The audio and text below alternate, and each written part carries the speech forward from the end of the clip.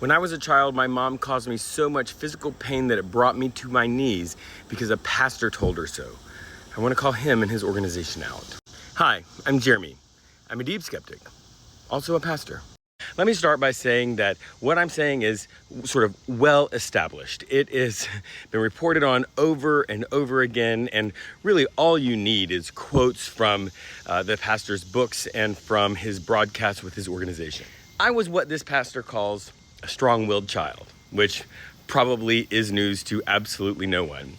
And my mom was having the issues that you have with a child who is very assertive and confident and is forming their own identity in their own way. Now, I'm not sure when she received this instruction manual for the strong-willed child.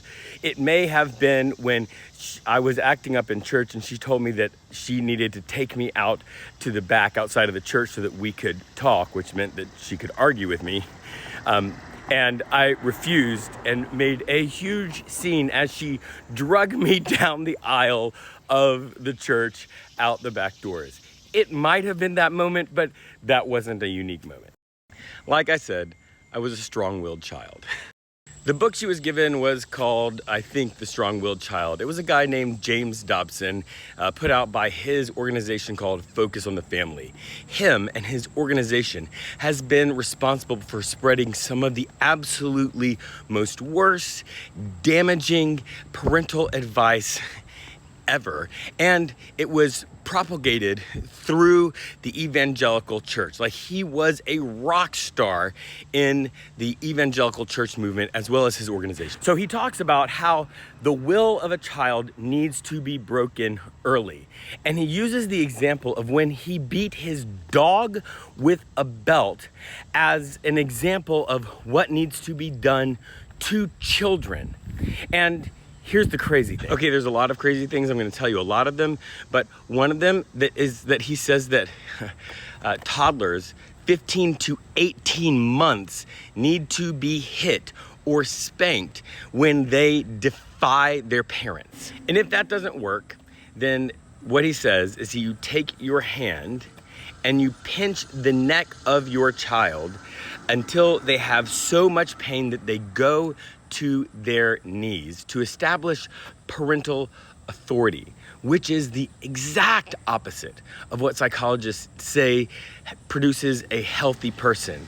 They talk about nurturing autonomy, not breaking the will of children. He says that male children in particular need to be raised with what he calls masculine discipline. Otherwise, they could turn out to be effeminate or weak and end up gay.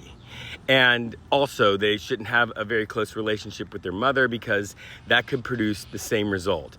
This is a level of toxic masculinity that just goes so far, like toxic masculinity that deeply harms children. His organization produced all kinds of broadcasts, books, instruction manuals, all of this kind of stuff that promoted this kind of thing, as well as just everything you can imagine and would expect, right? Anti-abortion, anti-LGBTQ, all of that kind of stuff. And of course, they wanted prayer to be put back in school. But not just any prayer, of course, that every student in public schools in America should have a Christian prayer happen during school hours. Oh yeah, and creation science, which completely denies any sort of scientific consensus around the way that the earth came to be and the way that humans came to be, all of that. But just to give you a sense of how intensely awful this organization has become and was in my childhood, this year the Southern Poverty Law Center labeled them as, wait for it, a hate group. This was the person and the organization that was responsible for training parents and pastor in parenting.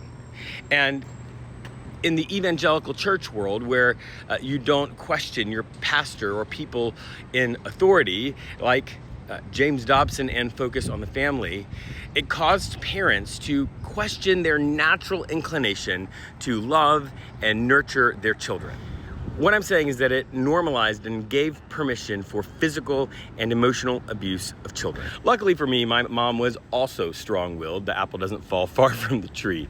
And she says that when she brought me to my knees that day, she felt so bad that she threw the book away. Thank God for that.